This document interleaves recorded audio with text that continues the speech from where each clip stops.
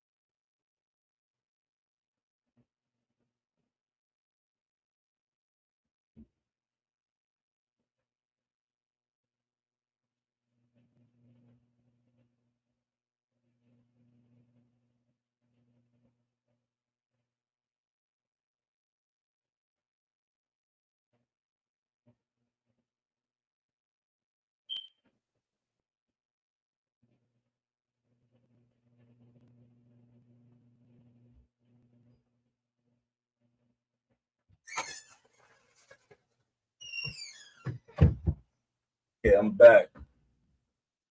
Let me see who came in the room since I left out. Look like I'm precisely in here. What's up? I'm precisely. Salute.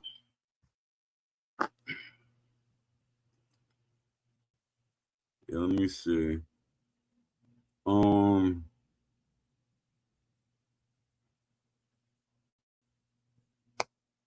Let me see. I'm trying to get a couple of more people in. I should have sent out a tweet. I'm scared to send tweets out because my computer sometimes act a fool, and I don't want to make y'all wait like that. Um, Let me see.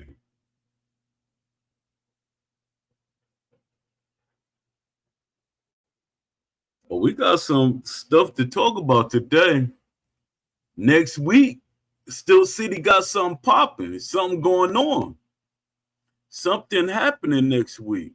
I don't know if we getting the news interviews or whatever's going on. I don't know if we getting that information next week or the week after next after they edit everything.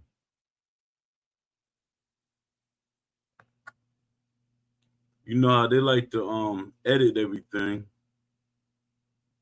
Let me see.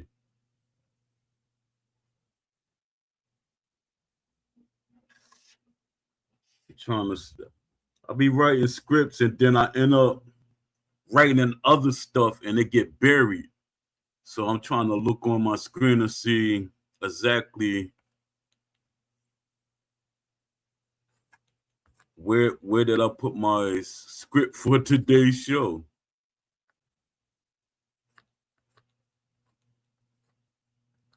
And I don't even know why it didn't start off as, because I always put a number by the shows. Today supposed to be the 222nd show. Let me see. Oh, here we go. Here we go. Here we go. Let me see what I can. Legendary Boxer, salute. Appreciate you coming through. Appreciate you. Yeah. Undisputed got people coming in the studio next week. So my thing is, weren't they asking questions? Even though I don't know. Give me a second. I don't know if they asking questions in the at least they should be asking questions on Twitter or all their social medias, asking questions. To me, that's community management. That's what I used to do with EA. That's community management. We gotta stop believing in Steel City so much about they know what we want.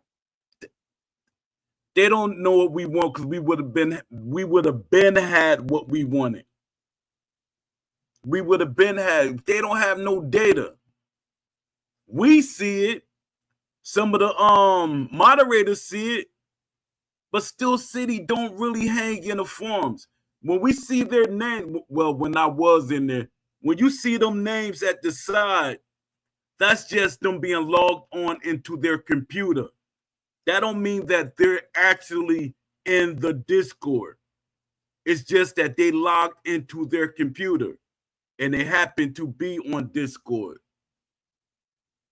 But they're not gathering questions.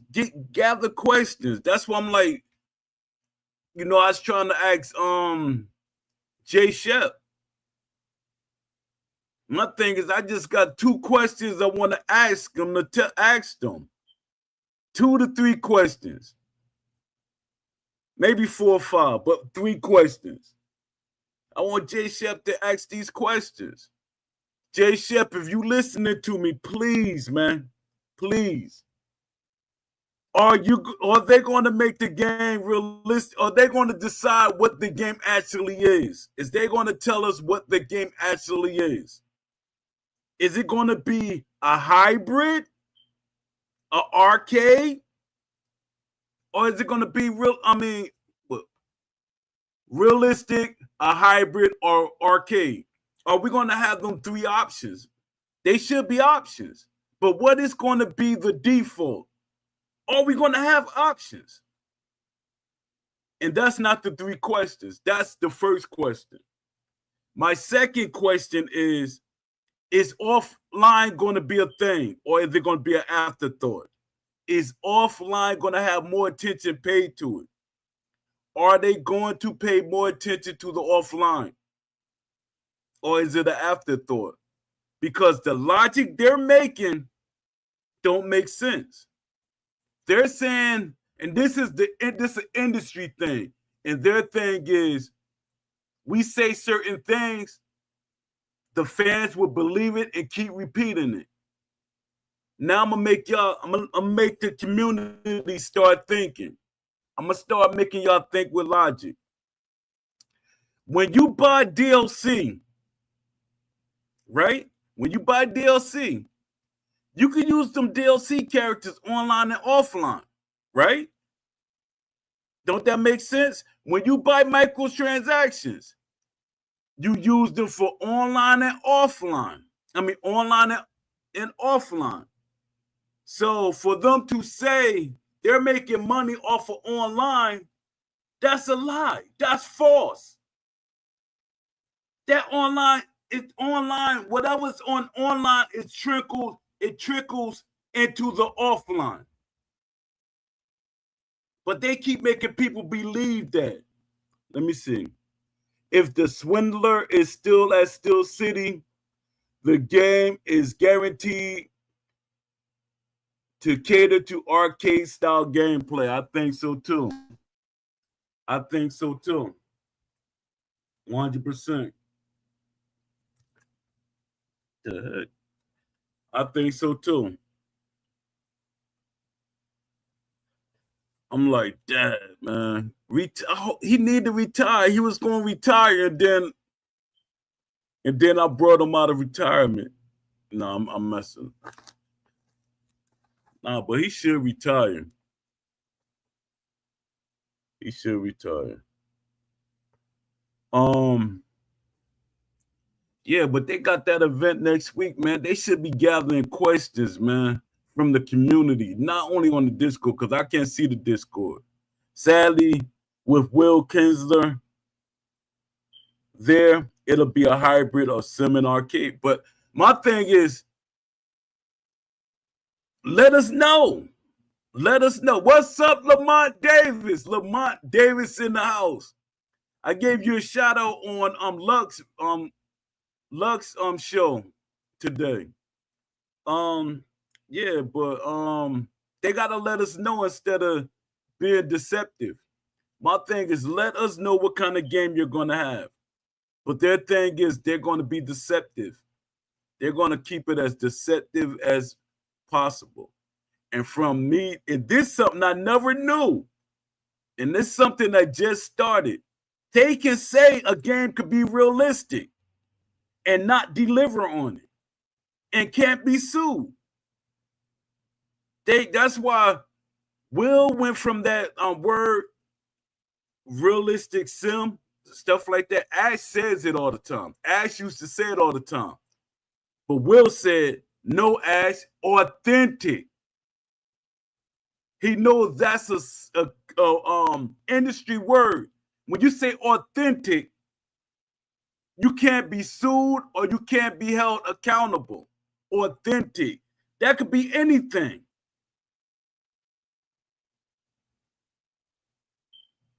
Because who said it? Dad. JMMA said it. Who else said it? Sean Porter said it. And Jay Shep said it. Jay Shep said he going to England to this week. He said in his video, his recent art video that he put out. He said he's going to be at Steel City this week. He's going out to England. So something is going on. Something big is about to happen. A big announcement, DLC or something. But I think it's bigger than DLC because they don't need to fly the content creators out there just for DLC.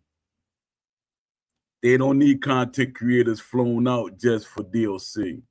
They don't need Sean Porter to be out there just for DLC. It's something huge that they're about to do. And I think it might be they're announcing that it's going to be Undisputed 2 is about to drop. Or it might be both. It might be both. But my thing is, why aren't they gathering questions? Ash hate answering them questions because they have them under a laser beam. They be watching them. And Ash would tell you the truth. My thing is, let me be in the room with Ash for at least an hour. Just let me talk to Ash for just an hour. Just let me and Ash talk for an hour. Man, I know everything. I probably know the safe combination to Steel City. I'm just messing with. But I want to say Ash is a good person, but my thing is, nah, man, he too soft. He's too soft. Boy, I swear, if it's DLC announcement, I would crash the F all out. Me too. I think regardless of what they say, I'm gonna crash out. But it's just that I think I'm gonna still have more to talk about. But I think I will crash out more about the DLC. And you know what's going to happen? There's going to be, I know there's three individuals that's going to attack me. They're going to come after me for attacking the DLC. There's three individuals that I know for a fact that will be extremely mad at me. They will be extremely mad at me. But my thing is, if y'all tried to jump me, y'all couldn't hurt me. So y'all being mad at me don't mean nothing to me. Y'all being mad at me means nothing to me. Because I'm going to always have my opinion about my sport. I'm always going to have an opinion about my sport. People could call me a gatekeeper or whatever. Call me a gatekeeper. I'm not backing down. I'm serious right now.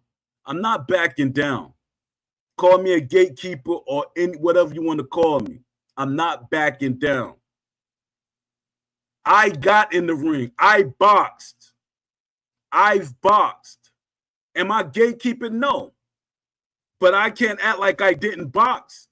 And you're not going to tell me how I should think or how I should feel about a sport that I was in. In a sport that I was in. A sport where I was injured. I ripped my shoulder out in a fight. In a heavyweight fight. I ripped my shoulder and still was fighting. Against a guy that's known to knock out people. He was a champ. He was the champ. What was he? I think he was cruiserweight champ. His name is Emanuel Mayfield. His name is Emanuel Mayfield.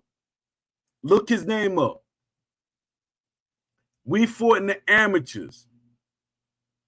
And this guy, he can punch. We end up being stablemates. But when people tell me how I should feel, how I should look at things, they need to think. They need to think. I even be and this goes to the MMA fans that get passionate about MMA, but they don't want a boxing fan to be passionate about how boxing should be represented. And that's crazy. That's crazy. Y'all sound like them jokers that's trying to change boxing. Y'all sound like them jokers. And then you know what's crazy? That TKO guy, he's a WWE and the UFC guy. Trying to change what boxing is. Trying to change billionaires. Billionaires. People act like the UFC fighters are getting paid.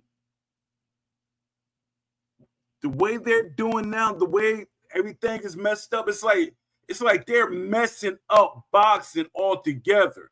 It's like people, like even the fans, like they don't know what they should support. Fans don't know what they should support.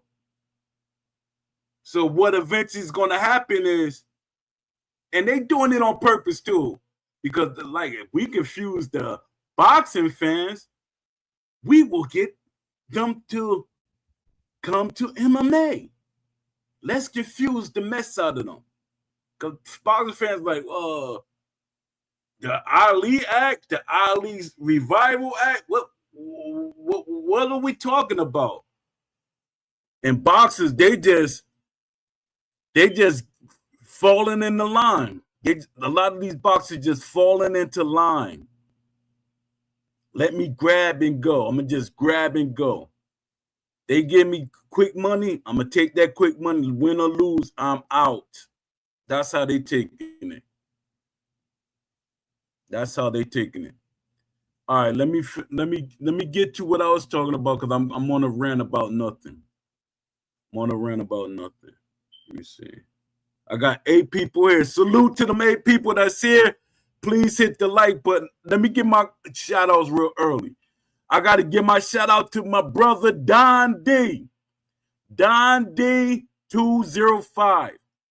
You can catch him on Twitch at Central Time, I say 10:22. And you can catch him on Twitter, Don D205. And you can catch him on Instagram, Don D205 TV. Support him. Shout out to our Precisely _1. Shout out to Lamont Davis, 89. Shout out to Kazuma, 93. Shout out to Boxing _Lounge. Who else came in here? You know, shout out to, I get the rest of y'all I hit later. The rest of y'all I hit the shout outs later. Shout out to the Wishlist Mafia. Shout out to the Wishlist Mafia. Oh, yeah. Let me talk about this more. We need Jay Shep or Sean Porter to take questions from the community. We need Jay Shep or Sean Porter to take questions from the community. Or because JMMA is like in the community, he's like basically he's like the community leader, or you know, he got pulled. Grab our questions and give them to them. Grab our questions and give it to them. Let me give you 3 questions and then just do a thing, a poll and let other people give questions. What questions they think important to ask them. All right. Let me get to the show. Let me get this show started. All right. The line between hype, reality, and the future of boxing games. All right. I want to start this one off different because right now, the boxing game space feels like it's standing in the middle of a ring, hands down, waiting to get hit from every angle. Fans are frustrated. Developers are under pressure. To me, not enough pressure. And somewhere in between all of that, the actual game gets lost. So today, we're not sugarcoating anything. We're talking about expectations, communication, and what happens when the gap between players and developers get too wide. Let's get into it. What success actually means now. What success actually means now. Success used to be simple. You launch a game, it worked, it sold, you built from there. Now the definition is split in two. Offline players want a complete, polished experience on day one. Online players expect constant updates, balanced patches, and live content drops. And the problem is this: most sports and boxing games are trying to serve both groups with one identity. They try to serve both groups with one identity. That's where the tension starts, because offline players don't want their experience dependent on servers, events, or live service cycles. And online players don't want a static game that stops evolving after launch. I think the offline fans want that too. The offline fans wants the game to constantly evolve. So what happens? Both sides feel ignored. Both sides feel ignored. Q&A testing and who is responsible. Let's address something that keeps coming up. When a game launches buggy, unbalanced, or unstable, people immediately ask, Where were the Q&A testers? Here's the reality most players don't see. Q&A testers don't make final decisions. They don't ship patches. They don't override production timelines. And that's the problem right there. The timeline thing. They rush these Q&A guys. These Q&A guys could be like, yo, this was buggy, this was messed up, and this is that. They say, well, all right, we'll still ship it. We can say y'all tested the game. We can say y'all tested the game. So the Q&A title is just something, it's just window dressing. Q&A testing is just window dressing. Because when the game comes out and it got all these bugs, that means the company pushed it through. Hey, because the Q&A guys probably came back and said, oh, this was buggy, this is wrong, and that was wrong. And they said, well, we're still going to ship it. We got to put the game out. We got to put this patch out. They find issues, they report issue. They verify fixes. But final release decisions sit higher up the chain. So if a game launches in a rough state, the responsibility is not the Q&A. It is a pipeline issue between development, production, and release strategy. And yes, the community feels all of it at once. Let me see what y'all saying in the chat.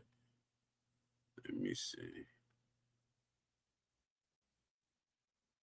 Nothing. All right. The online push problem. There's a growing belief in gaming that online engagement equals long-term success. That is only partially true. Online modes do extend lifespan. Yes, they generate revenue. Yes, but here's what get ignored. A massive portion of sports game players are offline. First users, career modes, simulation modes, local play, replay value systems. These players are not secondary. They are foundational. And yet, the industry keeps shifting messaging like they are optional. That creates a perception problem because players start asking a very simple question. Is the game built for me or am I just being tolerated? Is the game being built for me or am I just being tolerated? It's saying that the offline players are secondary when the offline players is the majority. They're not the minority, they're the majority. Everybody don't play online. And that's what gets a lot of online players mad. That's what get a lot of online players mad. You know how many times I had arguments with people like, I call Beast my brother. Like Beast, me and Beast, I have arguments with because Beast be trying to get me to play online. He like, Pro, you need to play online. You need, nah, man. Nah. No, I'm not forcing myself to do something I don't enjoy. Did I enjoy the early access when it was good? Yes, I did. Made me want to play online. Would I have spent my time online? No, I probably would have been both. If the game would have been the way that I thought it should have been, the way that I saw that it was heading before they changed it, I would have probably been playing online. Let me see. Content versus microtransactions, the balance problem. Content versus microtransactions, the balance problem. Let's talk structure. Yes, offline content can absolutely generate revenue. Because they always saying, I know a lot of people don't want to hear this conversation, but we gotta keep it. I gotta be truthful about things. I gotta be truthful because I don't want them to be like, hey, offline, we can't do nothing with offline. It's not generating nothing for us. But my thing, it is generating something for y'all because them same DLC characters, the offline players that play only on offline, they buy them characters to play offline. Let's talk structure. Yes, offline content can absolutely generate revenue. DLC, expansion packs, legacy mode, simulation systems, career death. But what tends to happen is imbalance. Online gets continuous monetization systems. Offline gets one-time content drops. And when that gap grows too wide, players notice. Not because they hate online systems, but because they feel the offline experience stops evolving. A strong boxing game doesn't have to choose one or the other. It just has to respect both economies. And I know y'all hate me talking like that, but both economies, because they're making money off of both of us. They're making money off of both of us, the offline players and the online players. So when they say they're making money for online, I thought y'all should have been saying this. They're making money off of both of us. They keep saying that we're making our money off the online. No, y'all not. No, y'all not. You know who can say that? You know who can say they're making money off of their online? 2K. 2K can say that. But Undisputed, no. No, they can't. Even in 2K, you can use the people that you get online, offline. Still gonna cost you money to make him a better character though. And I hope Steel City never adopt that 2K mentality about your character, making your character better by, you got to pay to make them better. That'd be tragic. Community trust and expectation burn.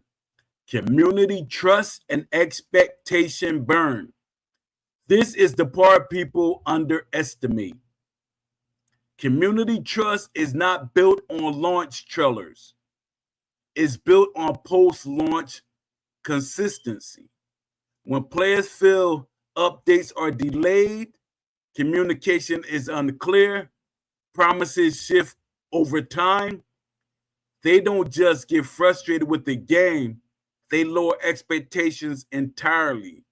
And once that happens, every good update doesn't land the same way because the relationship has already changed.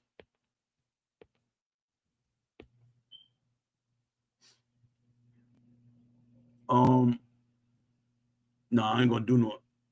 Let me see what y'all saying in the chat. All right.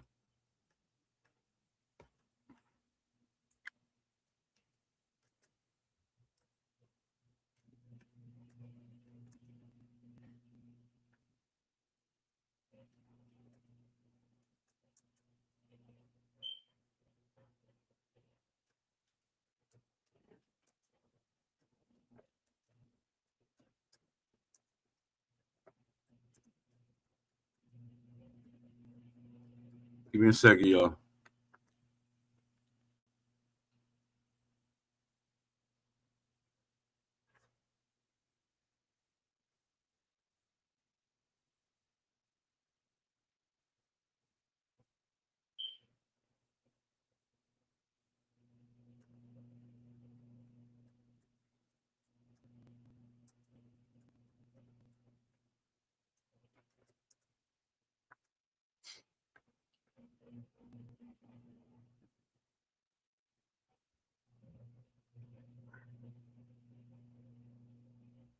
All right. Why community questions gathering actually matter. When a studio actively collects structured questions from players, it does three things immediately. This is talking points that I wanted to talk about because they should ask questions. They should ask us questions before the what's gone. Matter of fact, let me structure this better.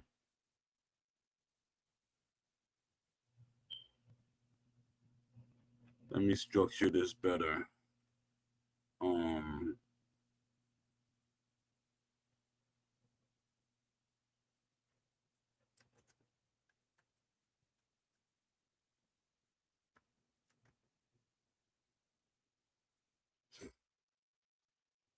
let me see what y'all saying in the chat. Nothing. Y'all silent today. Uh, should SEI gather questions from the community? This question sounds simple on the surface, but it actually sits right at the center of how modern sports games live or die after launch. Should Still City Interactive actively gather questions from the community, not just feedback, not just bug reports. Let me see something.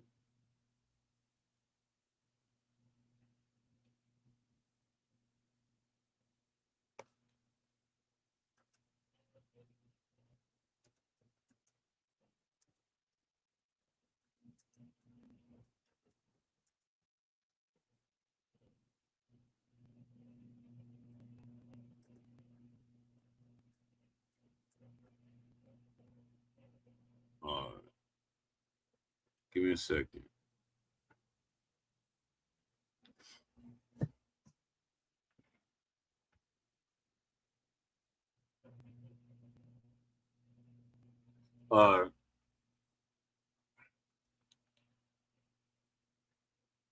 If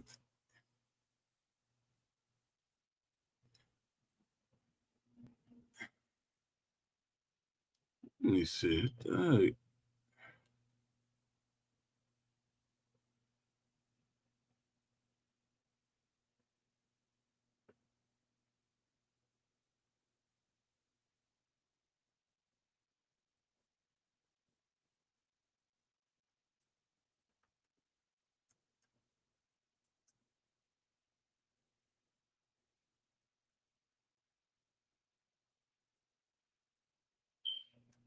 Let's see.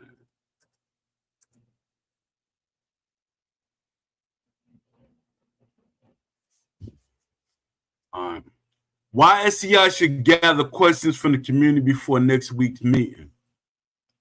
There's a moment in a game's life cycle where communication stops being optional and becomes structural. This is one of those moments. Still City Interactive has a meeting coming up next week. And whether people realize it or not, what gets discussed in that room will shape how the community feels for the next phase of the game. And here's the core issue. Right now, most of the community is reacting after decisions are already made. That's backwards. If you want alignment between developers and players, you don't wait for feedback after the fact. You collect structured questions before decisions lock in. That's what this episode is about. The problem with post decision feedback, and this is what I be telling y'all all the time. We got to get the feedback in and the third party survey in early. But I guess that's not going to happen. I guess the third party survey is not going to happen. And I think and a lot of people are happy about that, especially developers. A lot of people are happy about that. And my thing, I blame the community for not sticking together if this game turned out trash. I blame the community. We could say the developers this, the developers that, but we did not force their hands. We did not force their hands. I know how development works. I know y'all don't have to believe me or not. I know how development works. I ask enough questions. I ask enough questions in the industry. I ask enough questions. Probably right after this show, I'll probably go on LinkedIn and start asking more questions. You know how many developers are disappointed? They're disappointed because they thought that I thought I had everybody thinking, hey, everybody they're signing that petition. They're signed, they want a third-party survey. They wanted it. It helps them get investors. It helps other game companies get investors. A lot of these companies are $1 million companies or multi-million-dollar companies, but their thing is, if we get investors, we ain't got to spend none of our money. We ain't got to take chances with our own money. But everybody feel it's Poe's idea. It's his idea. It's Poe's idea. Poe can't know what he's talking about. He's an old delusional man. He's an old delusional man. He don't know what he's talking about. Maybe because some of y'all, the developers or somebody in the studio got into your head and say Poe don't know what he's talking about. He's just saying stuff just to try to be popular. I definitely don't want to, I'm not trying to be popular. I don't care about all this internet stuff. A lot of y'all push me to do this. If it was for me, I would not be on here. If it wasn't for y'all, I would not be on here. I'm not trying to be famous. I'm not trying to get paid from this. Like I keep telling y'all, I just want a boxing game that represents boxing. Just like a lot of y'all, and I know y'all gonna feel like I'm throwing darts at certain people, but if it's hitting you, then there's truth to it. The thing is, a lot of y'all, and I watch y'all post. I watch everything everybody posts. A lot of y'all are MMA fans, and y'all have the same passion I have about boxing with MMA. But y'all get up mad at me or say I want too much, or I'm saying too much, or expecting too much as a boxing fan. But y'all will go out, y'all probably send dogs after me if I say something about, hey man, y'all asking too much for the UFC. And I would never say that. I would cheerlead y'all. Bravo. Bravo, I cheerlead y'all. Y'all supposed to ask for more. Y'all paying somebody to represent your sport. Y'all paying somebody as a customer. You're supposed to want more. But y'all get upset with me for being passionate as I am. Y'all get upset with me and be like, Poe just be talking. He don't know what he's talking about. I doubt y'all know what y'all talking about when y'all be saying, I don't know what I'm talking about. All right. In most game development cycles, community input comes in 3 stages. Before launch, hype and expectations. After launch, feedback and frustration. Patch cycles, correction and adjustments. But there's a missing layer in the middle. Pre-decision consulting. Pre-decision consultation. That's where most breakdowns happens. Because once internal priorities are set, community feedback becomes reactive instead of influential. Because once internal priorities are set, community feedback becomes reactive instead of influential. And that's how you end up with situations where Players say, this is not what we were asking for, while developers say, this is already in motion. See what I'm saying? That gap is avoidable. Why community questions change the entire dynamic? Collecting community questions before a major meeting does something very important. It shifts the relationship from broadcast to dialogue.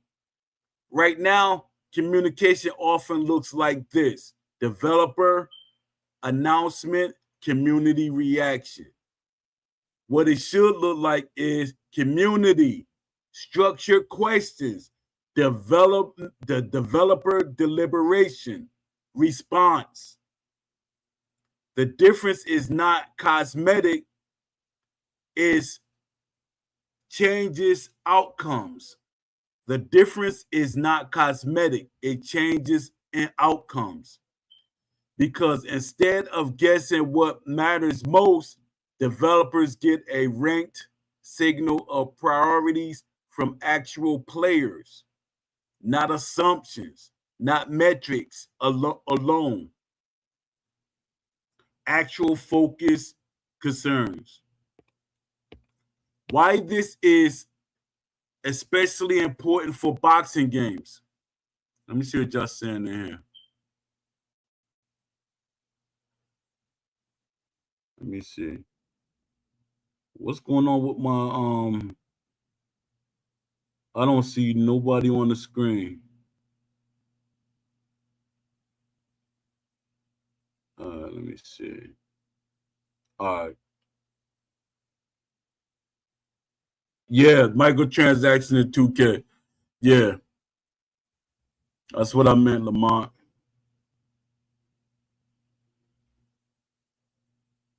Yes, we don't need that in Undisputed.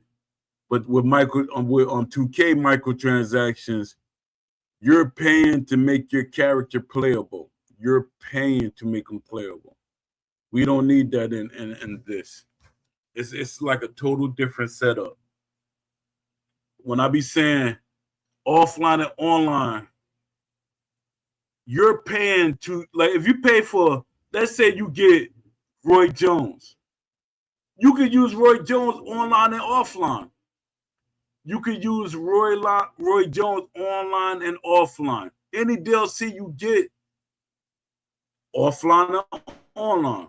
It always was like that, even with Fight Night Champion, offline and online. So it's nothing to it's nothing to company. See, companies be trying to frame stuff and people fall for it. All right. Why this is especially important for boxing games. Boxing games are not like most sports titles. They are systematic heavy, physics driven, emotionally tied to realism, balance, and feel. That means small understandings and design direction becomes large gameplay disagreements very quickly. For example, AI behavior expectations, offline career death, online balance philosophy, damage and stamina realism, input responsiveness. These are not surface level issues. They are foundational systems. So when community questions are gathered properly, they don't just generate feedback, they generate clarity on systems priority. Why SCI will actually, what SCI will actually gain from doing this? There's a misconception that open, structured questions create chaos. It doesn't. It does the opposite. Here's what Steel City Interactives will gain: reduce misinformation loops. Instead of speculations filling the gap, answers come directly from source aligned questions. Better prioritization signals. Not all feedback is equal. Questions reveal intensity, repetition, and scale concerns. 3. Improve trust trajectory. Even if everything can't be answered or implemented, the process itself builds credibility.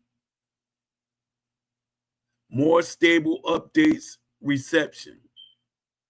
Players are less likely to reject updates when they see their concerns were part of the discussion progress. Players are less likely to reject updates when they see their concerns were part of the discussion progress. And my thing is, I want to know what the game is from the rip so I can know what I'm supposedly supporting or whatever.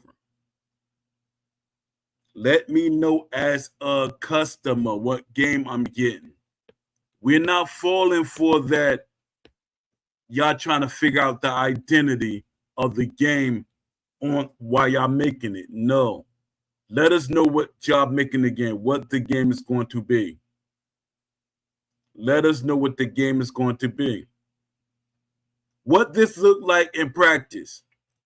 This doesn't have to be complicated. It could look like a pinned community thread, which I will never see. A short submission window, 24 to 72 hours.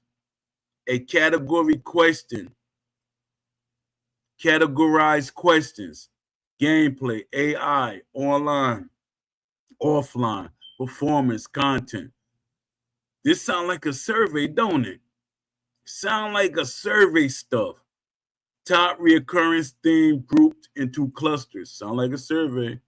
A dev response breakdown after the meeting. That's it. No over engineering, no structured listening, no structured listening. All right. The real issue underneath all of this. At the core, this isn't about questions. It's about timing. And this is what I always tell you. It's about timing. And it makes me kind of upset that they having that event next week and we never got that survey out there. And my thing is, we still need to support a survey. There are companies, I keep telling y'all, there are companies that want to make boxing games, but they're not going to just throw their money out there just because a person like me say something or a couple of other people say they want a survey, but y'all not asking for a survey. Yes, I asked them to put out a survey. I said, why don't you just put out a survey? No, they don't want to put out a survey. If Still Viddy put out a survey, it helps them out. They're not spending money for a survey. Surveys do cost money because you're paying a company to put out that survey. It's a third-party survey. It's a third-party survey that company has to keep monitoring and everything. All right. The real issue underneath all of this, at the core, this isn't about questions. It's about timing. More structure in sports and boxing games doesn't come from disagreement. It comes from feeling like feedback arrived too late to matter. It comes feeling like feedback arrives too late to matter. And this is my thing. Feedback landing too late to matter. When players feel early enough in the process, which I've been telling y'all for months, early. Been saying this third-party survey thing, I've been talking about it for about a year. About a year I've been talking about this third-party survey. But nobody wants to support it. And I think it's me. I'm like, What did I do to y'all? Hey, what is it taking from y'all to just support a survey, to sign the petition? What is it going to take for y'all to sign it? If I got to pay people to sign it, I might as well make my own game, because that's how expensive it will be.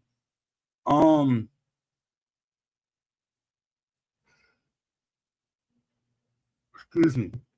Most frustration in sports and games doesn't come from disagreement. It comes from feeling like feedback arrived too late to matter. When players feel early enough in the process to influence direction, even disagreement feels productive. When they feel late, even good news feels disconnected. That's the difference.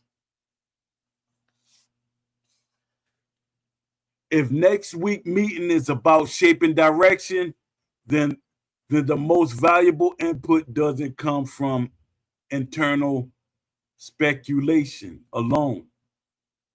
It comes from structured community questions that reflect real priorities, not assumptions about them.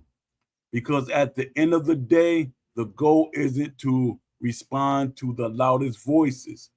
Is to understand the most consistent ones.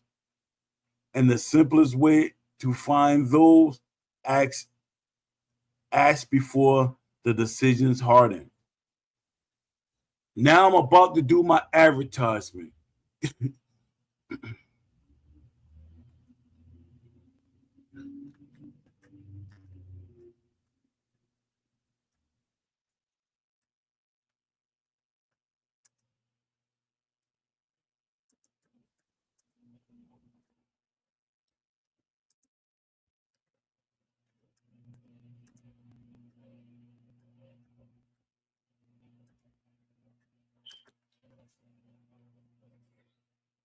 All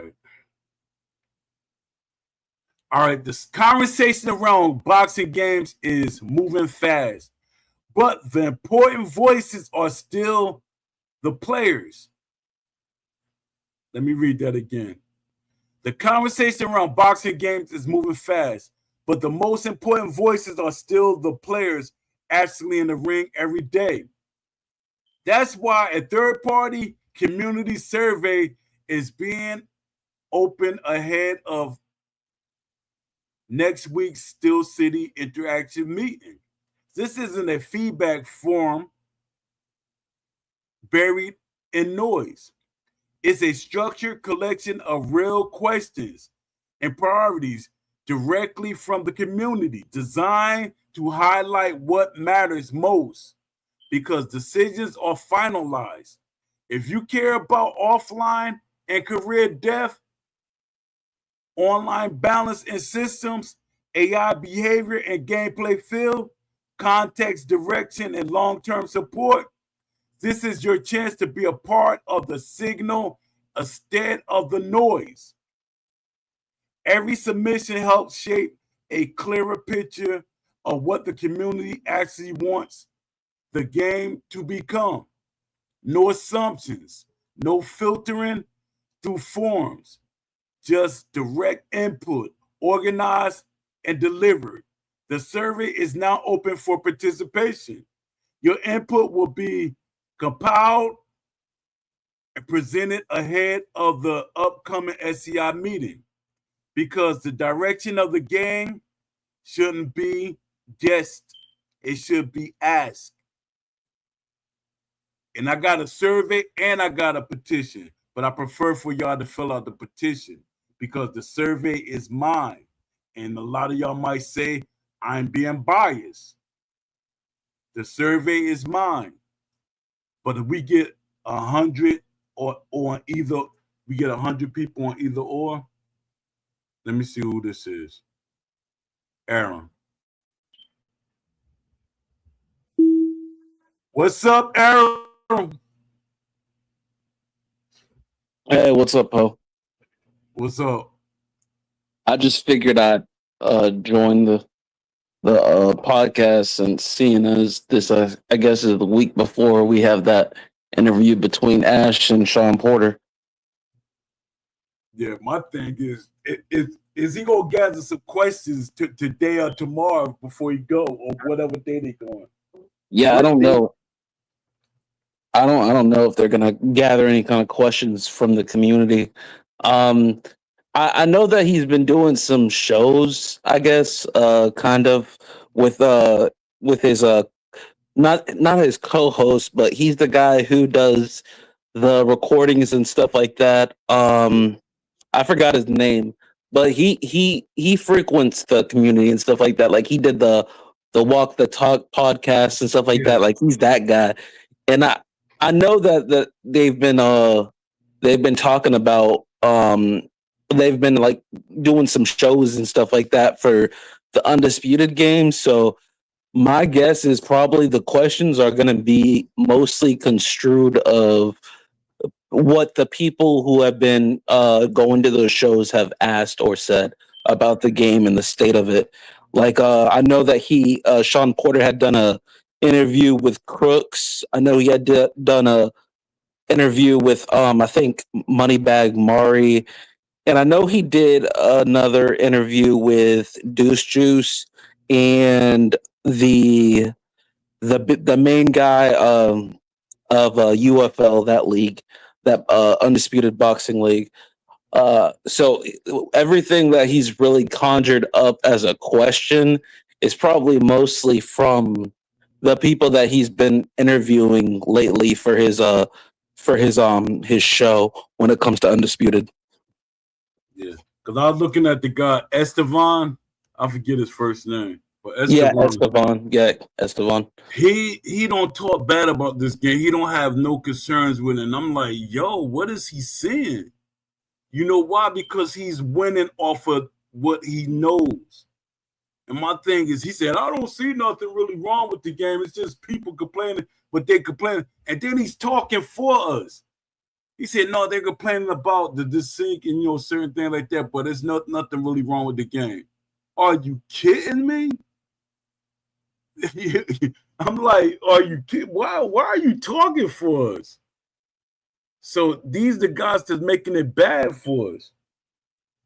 Well, I mean, like, if anybody feels like Estevan speaks for us, then that really shows just how involved with the community they are.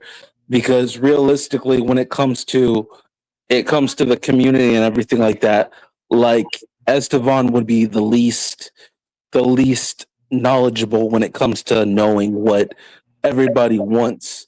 So, I mean, Estevan has always had that kind of bias when it comes to Undisputed, and I know that the majority of the time, his viewpoints is more of just like the reason why most people are complaining about the game is because they're already bad at it. So of course they're going to complain. Complainers complain when they're bad, and they're always going to have something to complain about. But the problem is that there are people who have been pretty good at the game or successful in the game, whatever you deem successful with it, that have complained about the state of the game from now and from the point of launch. So realistic, and so a lot of those people have beaten Estevan. I've beaten Estevan, and I can still complain about the game. So it's not really a matter of who speaks for who, because in my opinion, Estevan is kind of like he's like one of those people where it's like everything is just, it's a new age, and they never get along with the times, and they never understand why people have the perspective that they have when it comes to like a different generation from them. And Estevan reminds me of like those type of people where it's like they're always complaining about people who are trending towards something that's against what they've been led to believe when it comes to their mind frame. So I really don't think Estevan speaks for really anybody but himself and a select few. And anybody who thinks that Estevan speaks for the community, they're just not really in tune with the community. Yeah. That's why we saying I know I'm an older gamer, but My thing is, I don't try to be like I'm just like, hey, it's my way or the highway. No, my thing is I'm all about community. Everybody got to say. That's why I always ask for options. It's not no just one thing. Everybody should have an option to play the way they want to.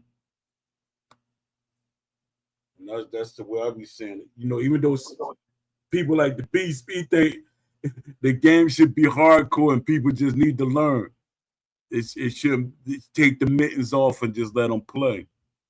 But I mean, it should to a degree, yeah.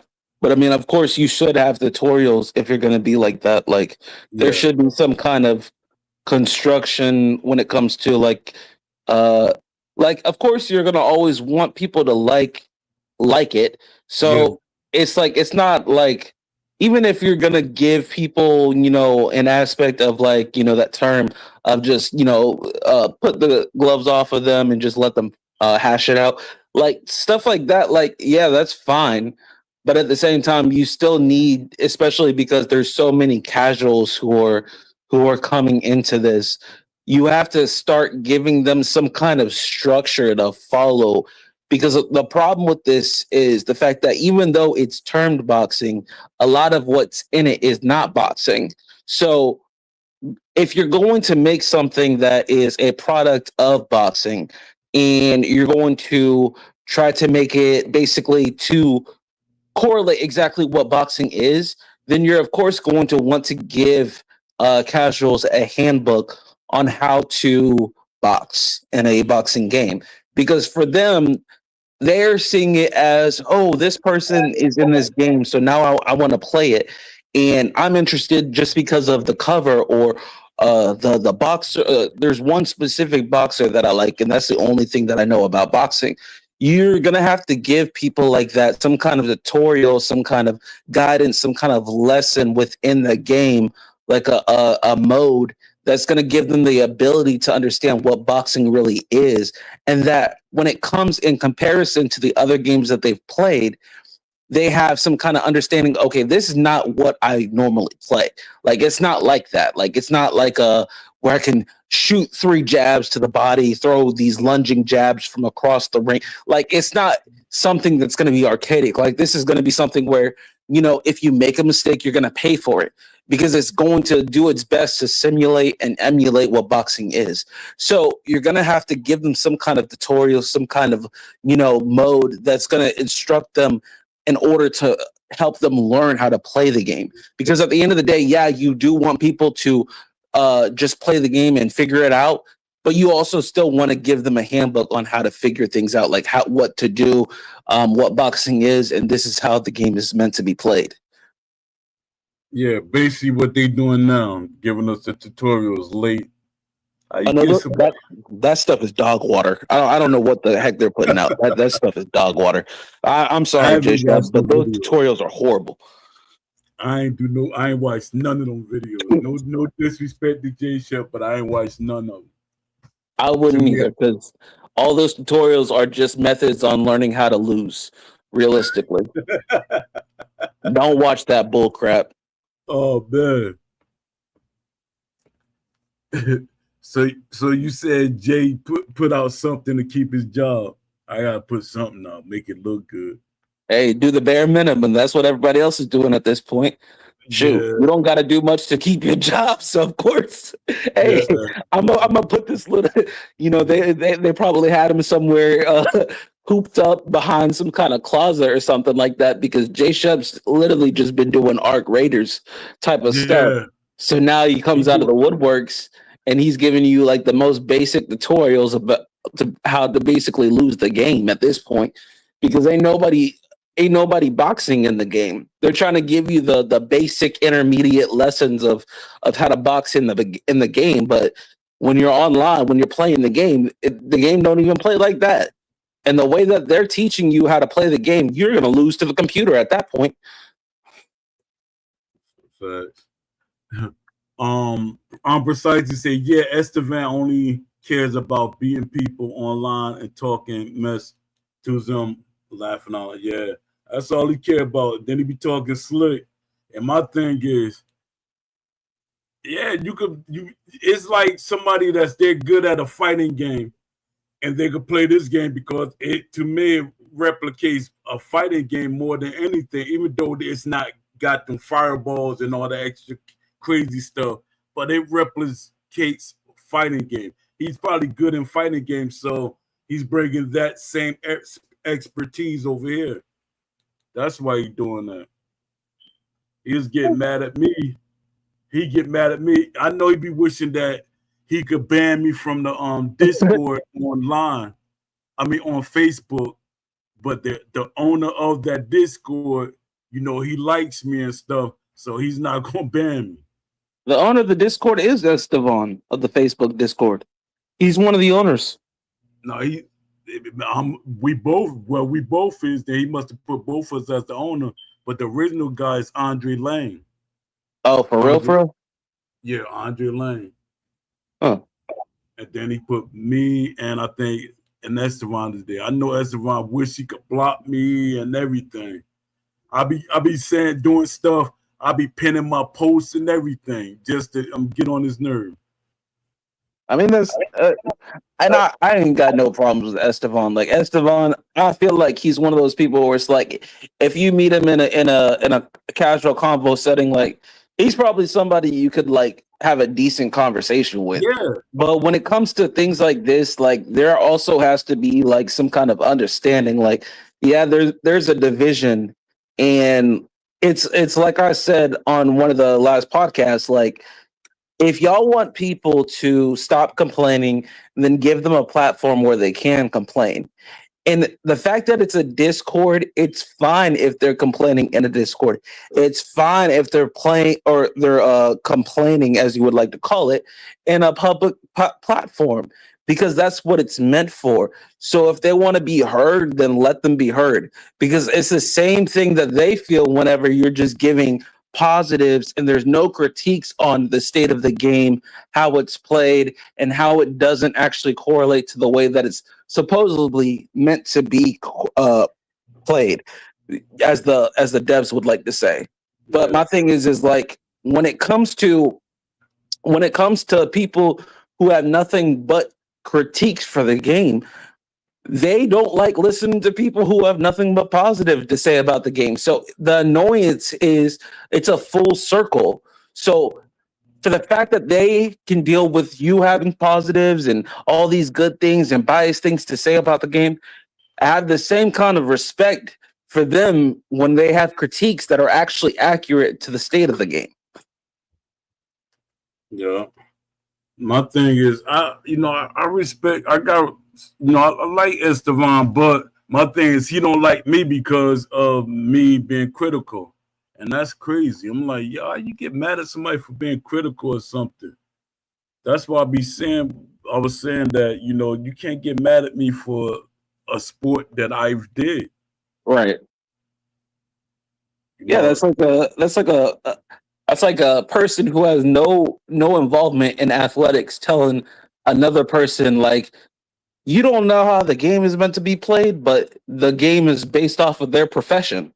So exactly. It's like you can't really tell me how something is supposed to be played when I lived it. I didn't have to play it. I lived it. I was it. What is you talking about? So I get that, because like you have people who speak up so loud for like certain like communities or like certain people, and it makes no sense, because you have people like Art of Jab who cosplays as Inoue, and he's talking about sim boxing and you can't be a sim boxer if blah blah blah blah blah blah, and I'm just like, bro, you cosplay as a boxer and you're a grown man, but you're talking about somebody can't simulate or emulate a certain boxer and stuff. Like, I just don't like when certain people come out of the woodworks, and because they're either successful of the game, they think that they have a certified opinion on what to do and how to be and stuff like that. And it's like nobody calls you out for cosplaying as another grown man who doesn't even know you exist. So please shut up and stay in the background. Yo, that's just crazy. Who was that? That went to the event and they was dressed like they was cosplaying. Who Was I that don't know. was that you know Yeah, what they, yeah, you know the event I'm talking about, the last one that we had. I Was don't that know. was that my guy? That he won the whole event that as them set up. Who won that event? Don't say you don't know. You're talking about the one in Las Vegas? Yeah, who won that event? Um, I'm cold blooded. no, it wasn't cold. It was No. Box Eye View. Oh yeah, boxer. Well, the guy who was that with the kung fu gear stuff on. That was, I'm like, yo, man, why did you go there cosplaying? I forgot Box Have you won that Hey, let me because let me let me he beat let me hold on.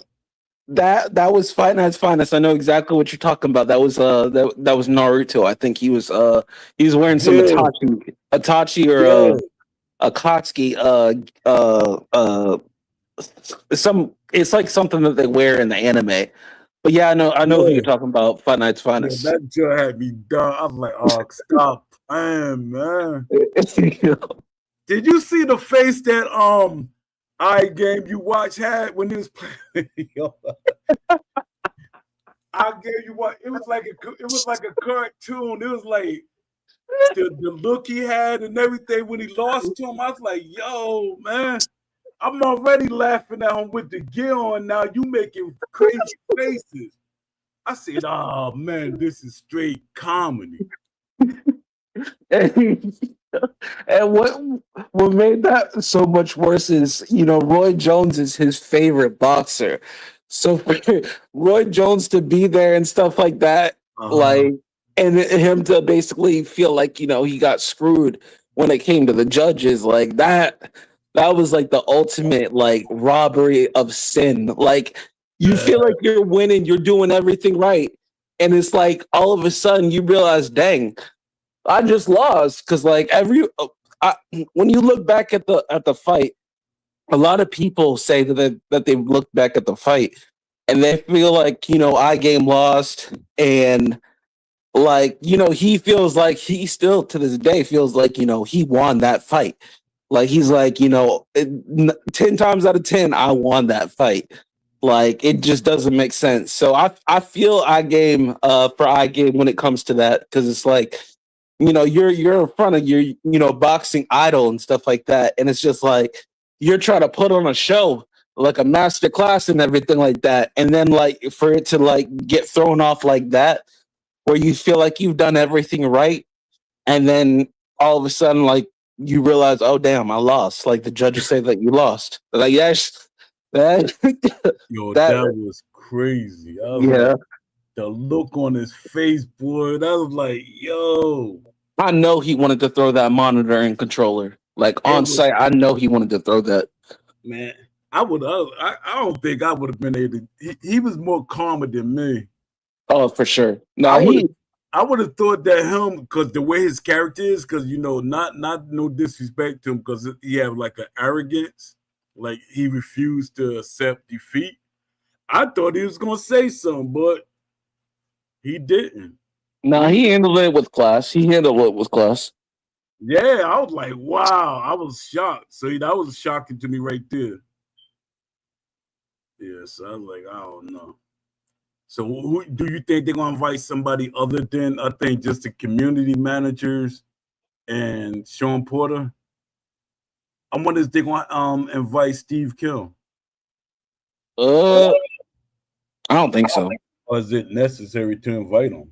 Well, I mean, it depends. Is there a boxing event next week? I don't know. That's something I should have looked into. That's what I Because should.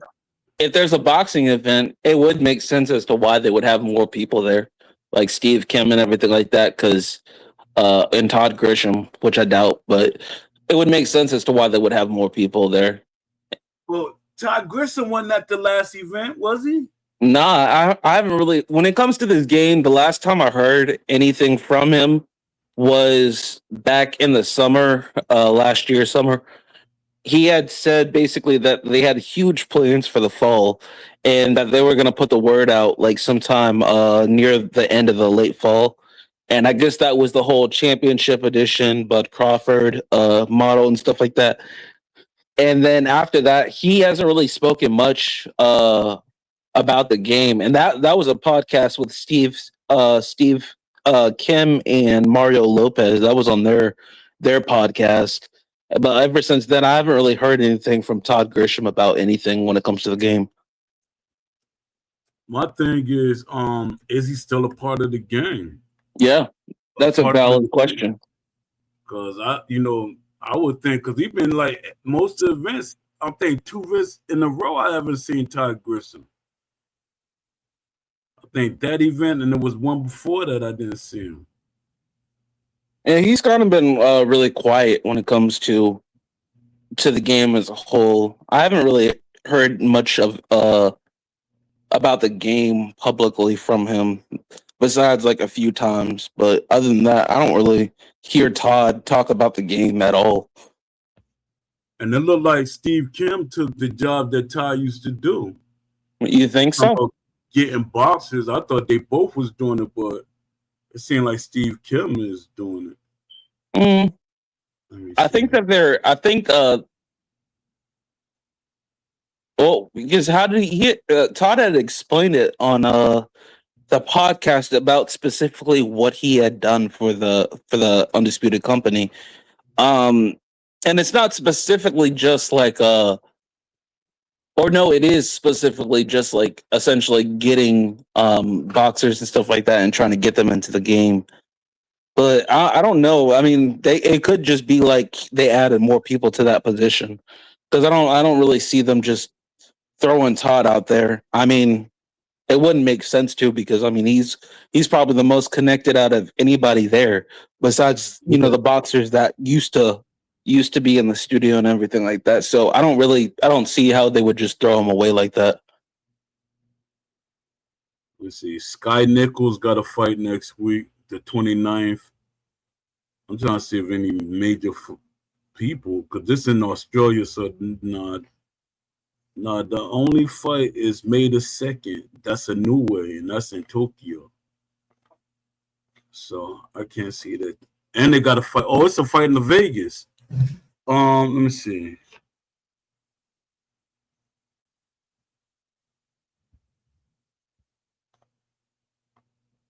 Let me see something. Hold on, Jarrell Miller fight tonight?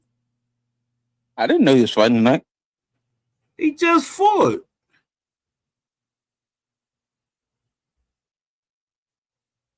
Yeah, say April 25th. That's today, right? Yeah, that's today. Yeah, he fight today. But let me see. Trying to see about next week. What's going on? That could be, because you said that's in Las Vegas. No, but that's for tonight. But today they got a fight. I mean, next week they got a fight on May the 2nd. What is that? That's Saturday, right? The 2nd is Saturday. Yeah, I think it's Saturday. That they got a fight in Las Vegas, and it's but they're not going to be in Las Vegas. They're going to be in England.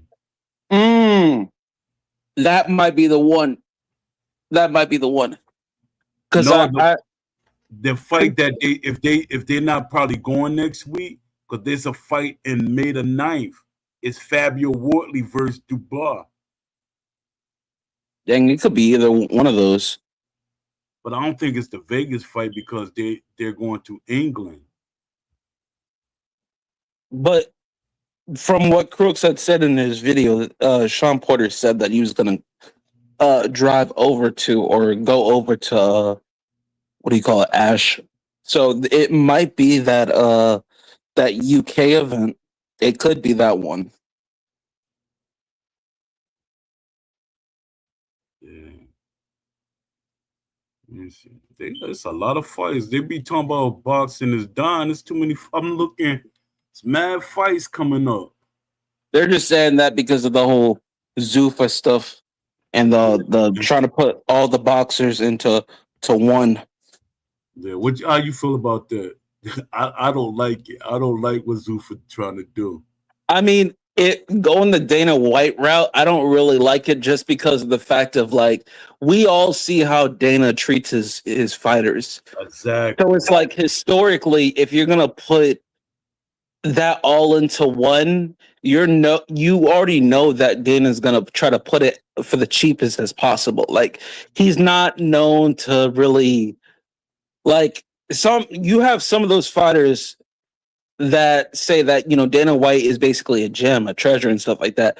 But those are also like the top tier when it comes to his organization. Yeah. So of course we're gonna have nothing but good things to say. But then you have a large portion that say like they don't really pay their fighters and stuff like that. Like even when it comes to them being under suspension and stuff like that, and they can't fight for a certain amount of time, like they're not having a paycheck during that time, and they're already not getting paid enough as is. So it's like realistically, the way that Dana is going about it, I don't really agree with it, just because of the fact that historically we all know what comes with Dana White. And he doesn't care about paying his fighters. He cares about taking home all the money. So realistically, it's not going to be a good look, in my opinion, trying to get every boxer under one roof and one organization, because they're probably not going to get paid that much more than the typical UFC fighter. Especially whenever it comes to the come up and stuff like that and everything like that, and they're not a huge name, they might get paid less than some UFC box or fighters and stuff like that. So it's like it's not gonna be good when it comes to the way that Dana White's trying to put all the boxers under one organization. I think that's gonna be bad. Yeah. Then it takes away from the whole feel of what older boxers fight for, them titles. He trying to say them titles mean nothing in Zuffa. So that means the Ring Magazine belt and all them belts that champions that came before you fought for means nothing. And then on top of that, you're also going to have a loss of likeness when it comes to, having kind of different like shorts and all that stuff, like attire and everything like that.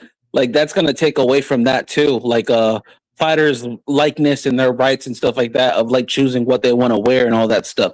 Like that's going to take away from that kind of aspect of like individuality of a boxer, because it's all going to be under one organization, one boxing promo. So it's going to just be based off of basically Zuffa stuff. So it's going to be like what UFC does, whereas like everybody basically wears the same shorts, just different color attires. Yeah, that's crazy. That's crazy. Like take the personality out of boxing. Exactly. It's going to take away the uniqueness out of it. And it's crazy because the guy that he's one of the owners, he owns the what's called him now? He owns WWE. The guy Khan something. I forget. I don't know. Something. I don't know. Andy Khan or something like that. He was talking at the Ali Act thing, and he was like, he's like a multi-billion-dollar so he's of course he's going to talk up. Yeah, of course, because he's not getting affected by it. That's one of those things where it's like a $1 billion investor talking about all the benefits of what comes out of signing to their thing, but it's like they're not really affected in any kind of way. It's just they're going to try to do everything to portray them in the best spotlight possible, but realistically at the end of the day, the ones who are doing everything for you when it comes to like the side of like they're promoting the fights, they're doing the fights, they're doing the engagements and everything like that, like they're trying to hype themselves up and their character, their person. And it's like they're basically taking all that away, the $1 billion investor. And it's like they're not getting affected by anything. It's like more money is going into their paycheck, but the person who's doing literally everything, when it comes to the organization, like they're not getting really anything. They're getting bare minimum value, and that's the problem with this whole under one roof organization. It's not a good spotlight for boxing. It's not. And anybody who speaks it up for it should understand that they're also taking away their individuality from what they typically know of boxing. Because boxing and UFC, like you would think that boxers know the history of how UFC fighters and stuff like that basically get conned out of money. Because when it comes to boxers versus a UFC fighter, what do boxers say? You're going to go into boxing because you're going to get more money if you do boxing. Exactly. And it's always that. So no, it would be bad. Yeah, and my thing is, I'm trying to see, is they trying to hurt boxing on purpose? Is it gonna hurt them, or are they just like, what are they really trying to do with boxing? It's like all these different things been trying to attack boxing. You had what's his name? The Misfits. They were trying to attack boxing. Then something else was the tag team boxing. I'm like, yo, what are y'all doing to boxing? It's just all these different organizations coming into the woodworks, and they're basically just trying to get, money. They're trying to get full profit out of it. Yeah. I mean, they're going to get the most money that they can out of it because for them, it's an opportunity. And, you have all these boxers, all these people coming under one roof, one organization, and you're getting full profit out of it. Of course, you're gonna jump onto that because to you, it's a business. But of course, when it comes to the expense of a boxer, it's a different story because they're fighting for their lives while you're just making another paycheck. Exactly. Because the thing is like this: you got Oscar De La Hoya, he's a billionaire off of boxing. You got Eddie Hearns, he's a billionaire off of boxing. All these different promoters getting billions off of now Zuffa come in, they take all of that from them. That's what they're trying to do. Say, hey, they billionaires. We could take that money. You got, let's say, 6 people that's making billions of dollars, and we take all of their boxers and put it under one. Yo, we got billions. Yeah, billionaires being greedy. Oh yeah, because Dana White's a billionaire, and hey, anything for profit. If it's more money under his paycheck, he does not care. Dana White has always been that way, and he's never going to change when it comes to that aspect. Yeah. He's always been just a pure businessman. Yeah. I'm precisely saying New Way versus Anataki and Benavidez fights next week. That's gonna be a good fight.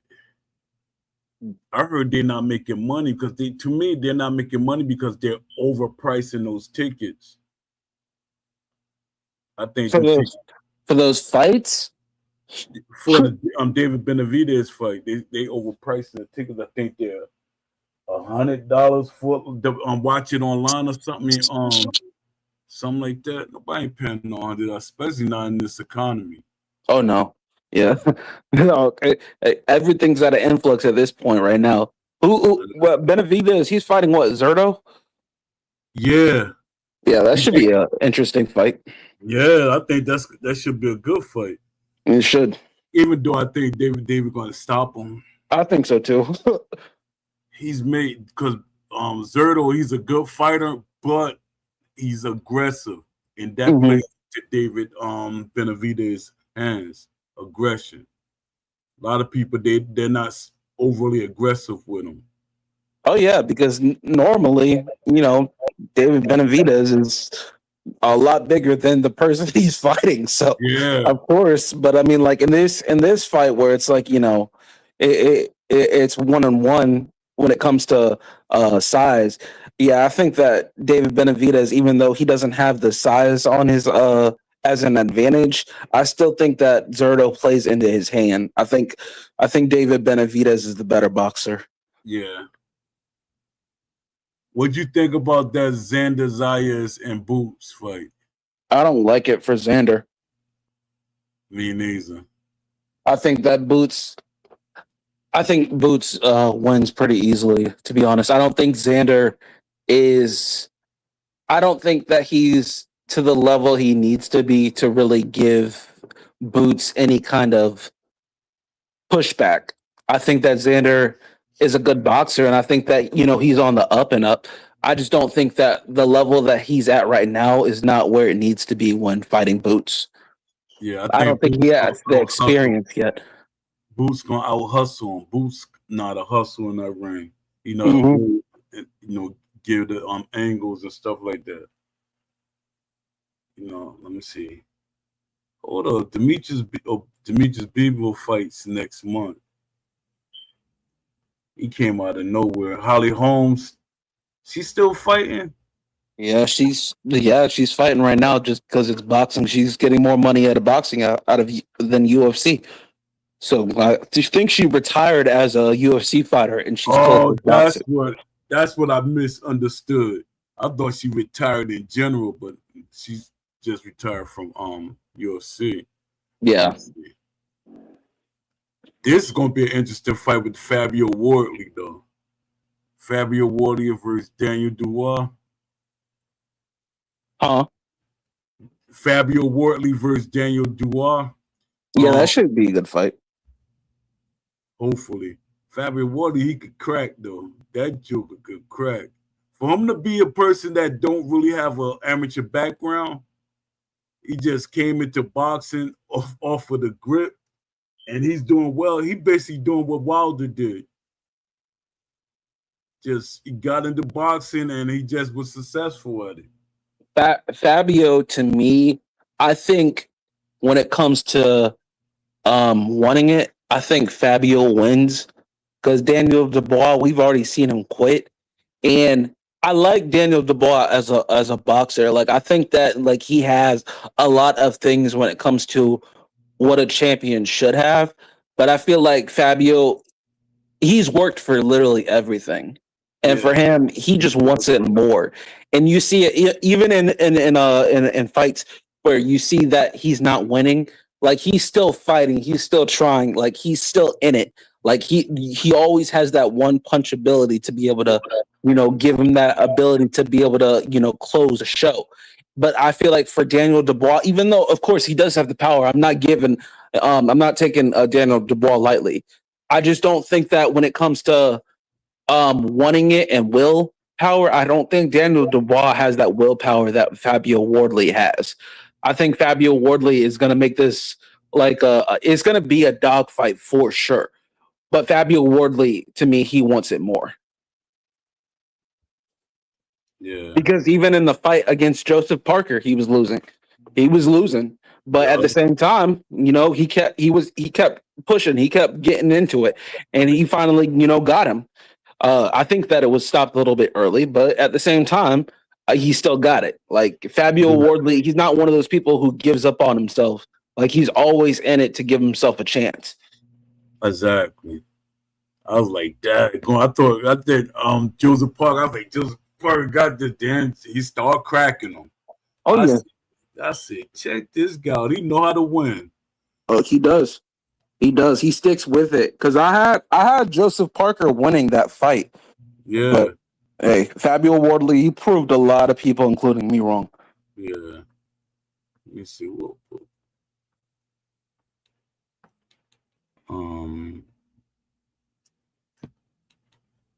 What'd you think about what's his name?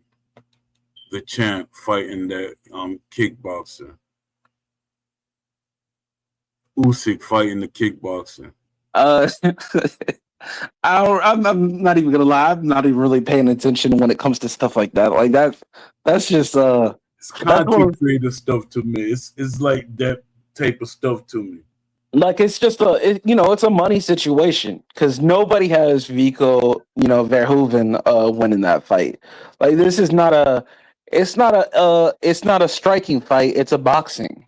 So it's like when it comes to stuff like this, I don't really take it seriously because you're not having a boxer versus boxer. You're having a boxer versus, a decorated kickboxer. Yeah, And to me, it's not really much of a contest because let's say you put a basketball player in a football field. What's going to happen? That basketball player is going to get knocked out from one of those tackles from a defensive lineman. Like he's not going to want to be there. He's going to get tackled by a cornerback and be like, "Oh nope, I'm not meant for this. I'm stick to basketball." Because you're putting an athlete in a sport that they have no understanding of, they have no context when it comes to being able to succeed and thrive in. So whenever you put them in that field, they're not ready. They're not battle tested like they should be if they're gonna, especially against a champion. Like it's one thing if you're, giving them like some kind of like a boxer with a bare minimum experience. Like, but a whole champion out here from cruiserweight to heavyweight, yeah, Rico doesn't stand a chance. Yeah, that's what I be trying to tell people because my brother, he used to be a martial artist, and when he turned boxing, he said it took him at least a year to keep himself because they had to keep doing it over and over and over, not throwing kicks, not throwing it. He said he had to discipline himself not to throw kicks at somebody when he's sparring them. And he said, man, that was the hardest thing in my life. He said, I'm sitting up there and I beat on, put a foot out to get ready to kick somebody. Oh yeah. It's difficult. It's a different sport. And people think that just because, they have aspects of similarity when it comes to they're both, you can use your hands. But at the same time, when it comes to boxing, that's where it becomes more of a disciplined sport than kickboxing because kickboxing there's a lot more that you can use. You can use knees, you can use your hands, you can use elbows and all this other stuff. So you have a lot more attributes that you can use. Where boxing, you have to be more calculated, you have to be more principled, you have to be more patient, and it's more timing, it's more positioning, it's more angle, it's understanding distance, all this stuff. When it comes to a boxer's jab versus, a kickboxer's jab, it's two distinct differences. Yeah. But you wouldn't understand it unless you fought both and understand, oh, wow, there's a difference between when a boxer sets up a punch and he's coming at me with a jab and he's measuring distance. A lot of people won't understand, the difference between a boxer doing that and a kickboxer trying to do that. Because kickboxers don't do that. Like, yeah, they'll do stuff, they'll throw feints, they'll do stuff to, throw you off and stuff like that. But it's not at the elite level when it comes to a boxer, because boxers, their timing, their precision, their distance management, it's a different level. And it's there's more, what's the word? There's more consequence if you throw a punch and you're at the wrong angle than when you're in kickboxing. Yeah. What's going to say a winner needs to fight Caballero. Caballero needs his shot at the title. He should. It's a rest fight for Usyk. He's been fighting top guys back to back. Yes. Yeah. And my thing is, that's why I be trying to get on people. Boxers in boxing, you should have a kind of what you call an easy fight, or because you're the champ, you should be able to pick, hey, I'm gonna have this type of fight, and then I fight another champion. It should like be on you. Fight. Yeah, a tune-up fight. But like Earl should be taking. Fans be wanting you to go back to back to back. You missing money like that. Because if you fight one hard fight now and then fight another hard fight the next fight, and your career, it cuts every time you fight, you're cutting your career shorter and shorter because it's wear and tear on you. Do you think Earl Spence is in the wrong for not taking a tune-up fight before he fights Stu? 100%. I think he is. I think so too. I know I that Tim think, Zoo is kind of on the decline, but dang. yeah, but I think Earl hasn't been. It's been like 2-3 years almost, right? Yeah, it's been about 3. That's long. Even though he needed that rest, but nah, man. Tune-up fight. You should have had a tune-up fight. Um, Zoo been active, and he just had a fight. That's the thing about it. He's been active, like back to back to back to back. Oh Even with yeah, his loss, he's been active. So that right there, I don't know. I think that Tim Zoo, even though if I go for activity and like both boxers are active and stuff like that, I'd lead towards Earl. But because of the Is years this of the same inactivity, Earl? Yeah, is it the same Earl, like far as fighting style and stuff like that? Because he's been off. exactly. And I don't think he's going to be as sharp and pristine as he should be against Tim Zoo. And, Tim Zoo, he's not one of those, flashy boxers where like he's super athletic and he's trying to, chain, stuff together and stuff like that. Like he doesn't have great footwork either, nor head movement. But at the same time, he still has been a lot more active. So Yeah, he's going to be sharper in his senses when it comes to Earl Spence just jumping into the fire. I don't think that's the smartest decision on Earl's end. I think he I don't should think so take either. a tune-up fight before he takes on Tim Zoo, because Tim Zoo has been active and it's been against a lot of top caliber opponents. Yeah, So uh, it's not gonna be it's not a smart decision on Earl's end. it's not. It's not. And he got a new trainer. That right there. That right there. A new trainer, so you second guessing what you learned already. Hmm. And he's People just don't be jumping into the understanding fire. that. Yeah, a lot of people don't understand that. When you got a new trainer, like a good example, people don't realize like when Deontay Wilder was with his old trainer, Mark Breland, he was throwing jabs more. He was throwing little things that you were like, all right, he looked like he's boxing. He didn't do that windmill and crazy stuff only when he got excited. Now, once he moved to what's his name? The guy that he fought, I don't see why I forget his name, but he starts doing little crazy things, smacking with his punches, hitting with the inside of his. I'm like, yo, what the heck are you doing? Like people's already saying that you can't fight. Now you really not fighting. You like Yeah, because grabbing instead of jokers. boxing, he's brawling. Yeah. Like brawling. I'm like, yo, man, you too lean and tall to be doing all that. Especially you don't want nobody to grab you. You thin. You gonna get tired. Yeah, but he like Deontay Wilder, he's one of those freaks of those Nature. just genetic freaks where it's like they have so much advantages where it's like they think that they don't need any kind of like the understanding of the fundamentals and the basics. If he had a jab, like a real jab, a solid jab, it would take him a long way, especially with all that power behind it. Yeah. Like it would take him so much longer and probably even give him more longevity to his career as a whole. Like it would have gotten him, it probably would have saved him a lot when it comes to the health aspect of, you know, he's gotten hit a lot. So Yeah. it's like one of those things where it's like he's always had that brawler mentality where it's like if he sees somebody and it looks like he can do something about it, he feels like he can get the finish. Oh, he's gonna just throw everything that works at this point. It doesn't matter about foot position, posterity, like all of this stuff goes out the woodworks when it comes to him trying to finish a show.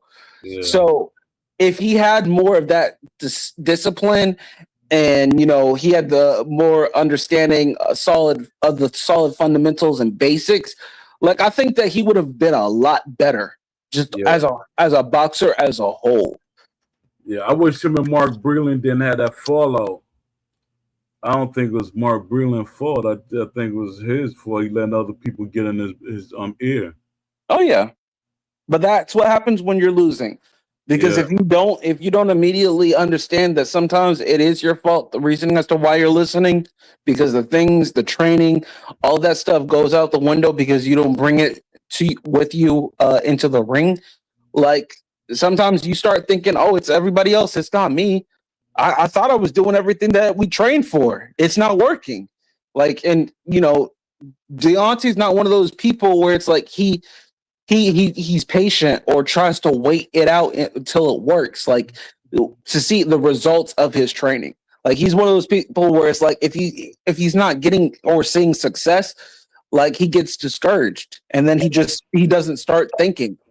So he lessens on he starts lessening when it comes to the training and stuff like that, and he just goes full throttle into I'm just going to start throwing whatever works at this point because nothing else is working. All this training for nothing. So, I mean, it's one of those things where it's like if you don't point at yourself as the problem and you start leading yourself into believing that you're a victim, you start, taking out the people who were probably the best benefit for you, but you didn't see it because you didn't believe that you were the problem. Yeah. Precisely said, I think it's perfect time for Zayas to fight Boots. Win or lose, Zayas has a lot to gain from this fight. Zayas is a champion for a reason, laughing out loud. He's ready. I like Zayas, but I like Boots more. I like that too. I'm biased because the Philly thing. My brother trained in Philly. My uncle knew Joe Frazier and all them, so I'm biased. But I like Zayas. Always like Zayas, but I like Boots even more. No, I think Zayas has a lot of potential. Yeah. I think that he's a good boxer. I just don't think that he's as battle tested as he needs to be. I feel like when it comes to this kind of competition, like you need to fight different, like better boxers than the level of boxers that Zayas has fought. And I feel like Boots, even though he doesn't have the best resume, to be honest. Like Boots, that's one of his biggest things is his resume isn't like as talented as Boots is. His resume doesn't speak to what it's not an attestment to that. Yeah. So of course, you can say Boots isn't as battle tested either, but at the same time, when it comes to abilities, I think that Boots is another tier above Zayas still. Yeah. But Boots, he been begging for competition. It's like nobody will fight him. He begged Bud and nobody won't fight him. Yeah, but everybody knew Bud was not gonna take that fight. Like, no. Bud was not gonna he was not willing to take that fight, especially if that was gonna take him away from that Canelo fight. But my thing, this I always said, nobody never really say anything about it. Why should he have worried about if he think that he Boots could beat him? He must feel that Boots would have posed some type of challenge that he could have lost that fight. That's the thing that makes people should be thinking like, why ain't take that fight against Boots? Was Boots a danger? Because he took tune-up fights. I forgot who was that guy that he had fought. Which one? Who fought who? He fought somebody that Boots was asking, but he picked that guy. I forget the fight before Bud. I mean before Canelo. He fought somebody before Canelo. I forgot who Bud did? Yeah. You're talking about he fought Virgil Ortiz Jr. recently. Is that what one you're talking about? I forget the guy was. Was that his first fight at that weight? Was it Stan Norris or something like that? No. He fought.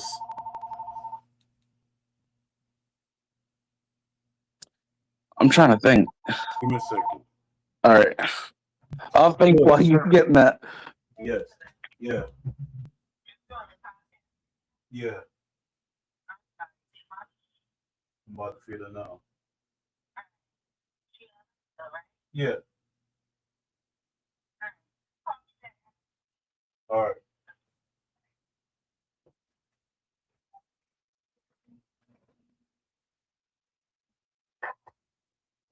All right. Was it Yeah, Madrimov? yeah. I think it was Matt Jamal. But then Boots fight him too. They both fought the same opponent or something like that. Who did Matt Jamal fight? He fought two people. I mean, both of them fought the same person. Dad, we watch so much boxing, I be forgetting the opponent setups. Let me see. Terrence Crawford do his boxing rec.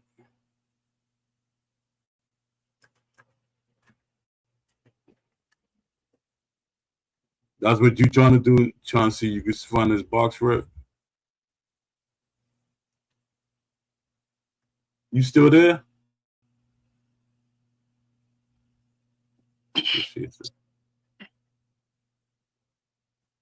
Let me see.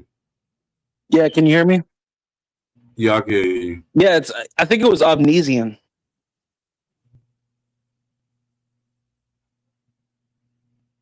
David What's going on with my box? David Obnesian.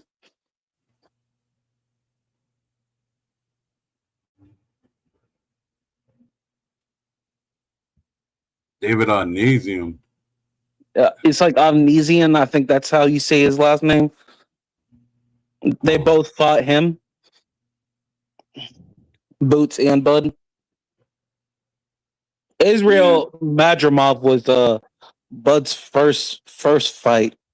At that weight class. Yeah, at that weight.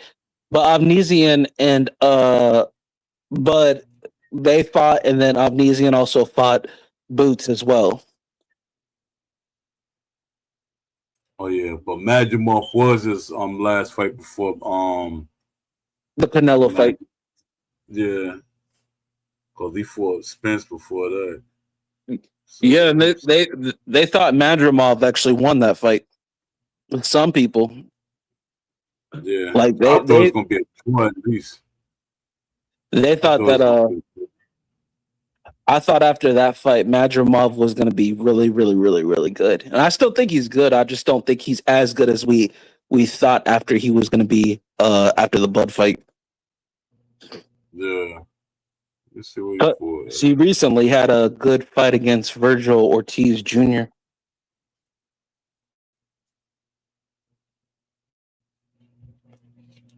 Oh yeah, he lost in that fight too. Yep.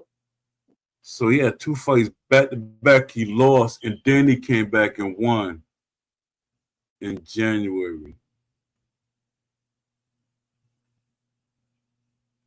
How you lose two fights back to back? That's that when you lose fights back to back, that makes your stock drop.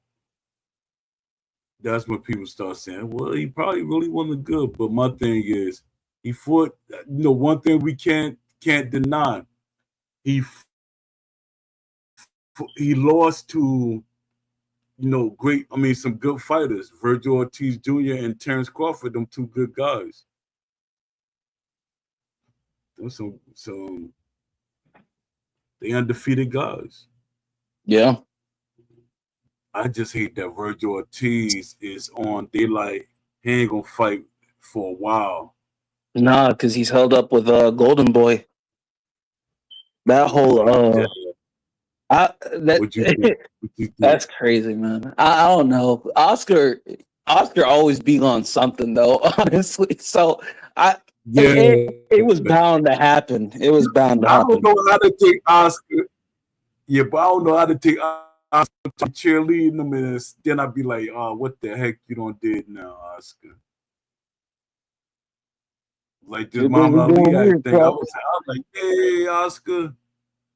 then I said, Dad, but didn't he just mess up the Virgil Ortiz fight?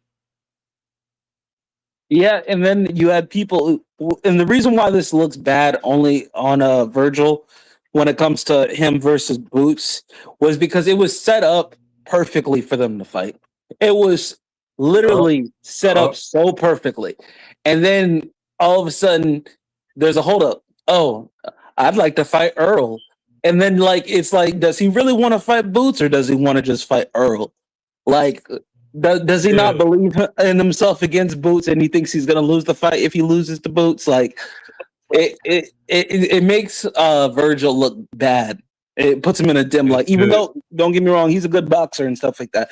I don't like the fact that there was so much of a holdup even before the whole Golden Boy lawsuit and crap. Yeah, it's like he wanted Earl because Earl wasn't active, and that's like a less of a threat to him than a young active guy. And he tried to put it as like a Texas thing, like, oh, I've been watching Earl and stuff like that. Like, I've looked up to him and stuff like that. So of course I'm gonna want to fight him next. And then it's like, yeah, but if you fight Boots, that gives you a bigger, like a bigger pedigree. Like, both y'all are young, y'all are active and stuff like that. Like, y'all are in the the same like range. Like, it would be like y'all are in your primes. This would be the perfect time. But then, like, there's a hold up, and then all of a sudden there's a lawsuit. Yeah. What's going to say? Majimov fought Ortiz too. Oh yeah, he did. I just saw that too. That was a great fight. Yeah, it was. It was very entertaining. Let me see. Kozuma 93 said Majimov. No, let me see. And he's had some good fights too. Don't get me wrong. Like Majimov and then Boachuk, that fight of the year, I think it was a fight of the year. That was a great fight, him versus Boachuk. Yeah. Yeah, it was. Let me see. Yeah, I did my 2 hours. I think I'm about to bounce, and plus I'm about to I got things to do, y'all. All right. We got had a great show. Had Aram in here, and I had a couple of people in the house. Let me see how many people I had in today. Let me see. I got 6 people here. That's good for me. I appreciate all of y'all, even the people in the background. Appreciate y'all. Shout out to Random Thoughts 4569. Appreciate you coming through. Shout out to Kazima 93. Appreciate you coming through. Shout out to Precisely. Appreciate you. Let me see. Big Baby fight tonight, I think. I saw that on the schedule. It sounds crazy because didn't he fight last month? It seemed like Big Baby fought last month or the month after net last. And usually fighters don't fight like that no more. Yeah, usually fighters don't fight like that anymore. That's weird. But I know Big Baby Anderson pulled the fight out, so I don't know which one it is. So yeah, shout out to everybody. Like, shout out to Don D again. And yo, until tomorrow. Tomorrow the show is at 3 p.m. Eastern Standard Time. And thank you again to my co-host for the day, Aram. Appreciate you. And shout out to AJ Pax. And shout out to Leafy. Appreciate y'all. All right, till the next show. Peace. Peace.